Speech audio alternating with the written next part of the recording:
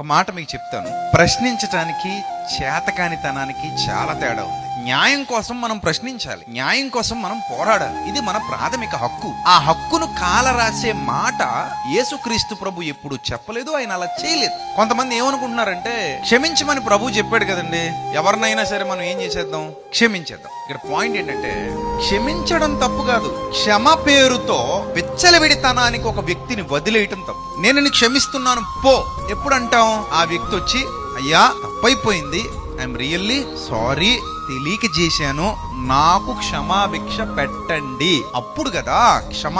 దానికంటూ ఒక విలువ లేదు. నేను ఇక్కడ మొదలుపెట్టి అక్కడ దాకా నరుక్కుంటూ వెళుతూనే ఉంటాను, నేను ఒక తల తెగ నరుక్కుంటూ పోతుంటాను, మీరు తలలిచ్చేసి చచ్చిపోండి, మీరు మాత్రం నన్ను క్షమిస్తా ఉండండి, నేను మిమ్మల్ని చంపుతా ఉంటానంటే దాన్ని ఎవ్వరు యాక్సెప్ట్ చేయరు. అది జ్ఞానవంతుల లక్షణం కాదు, ఎవ్వరు దాన్ని ఒప్పుకోరు. మూర్ఖత్వం అంటారు దాన్ని. అంటే విషయం మీద పరిపూర్ణమైన అవగాహన లేకుండా ఆలోచించటం వల్ల మనుషులు ఇలాగైపోతారు. క్షమించండి, కానీ ఎప్పుడు వ్యక్తి మారినప్పుడు క్షమించండి. వ్యక్తి నిన్ను క్షమాపణ అడిగినప్పుడు, దేవుని శరణు వేడినప్పుడు, హృదయాంతరంగాలలో నుండి మార్పు బయటికి వచ్చినప్పుడు క్షమ అన్న పదానికి ఒక అర్థం ఉంటుంది. అది ఏమీ లేనప్పుడు లేదు వాళ్ళు చేసుకుంటానే పోతారు, మనం క్షమించుకుంటూ పోవాలంటే దానికంటే మూర్ఖత్వం ప్రపంచంలో మరొకటి ఉండదు. అది కాదు యేసు ప్రభు చెప్పింది.